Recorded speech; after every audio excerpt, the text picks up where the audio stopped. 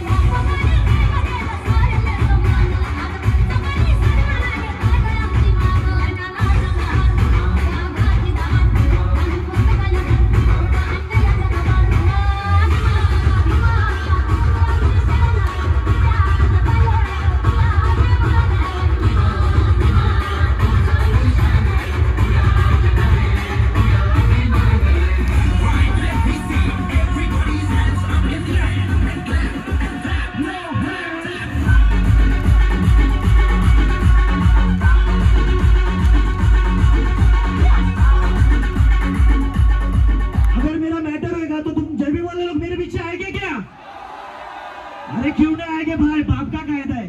अरे कायदा कोणाचा आहे? डॉक्टर बाबासाहेब आंबेडकरांचा.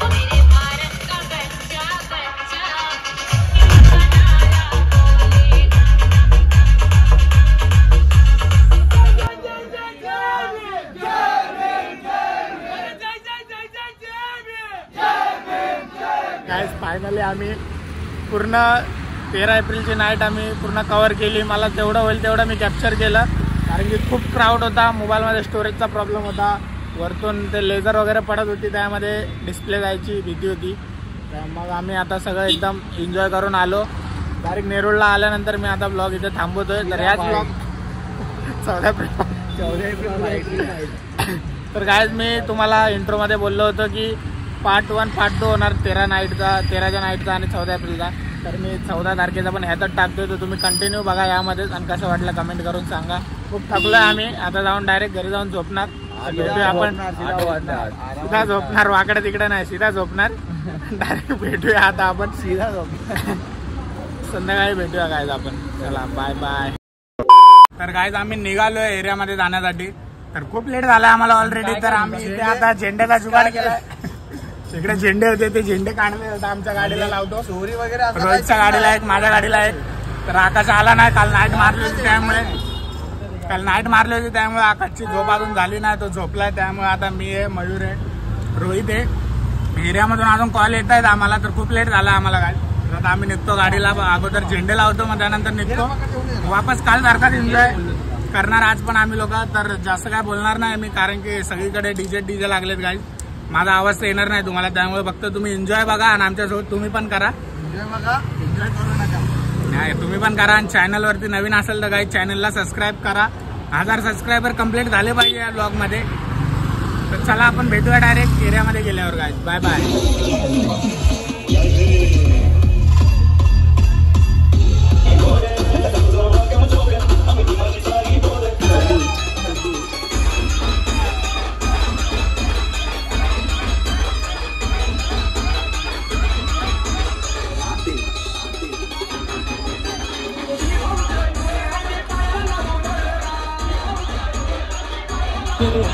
In the mix.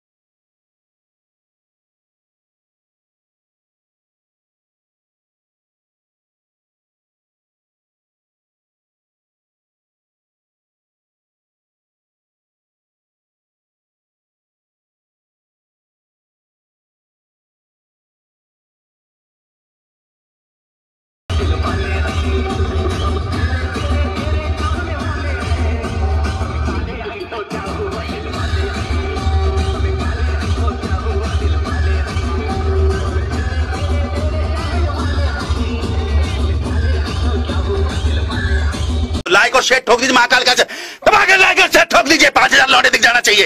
ये 4000 के लिए मैं यहाँ पे नहीं खड़ा हूँ।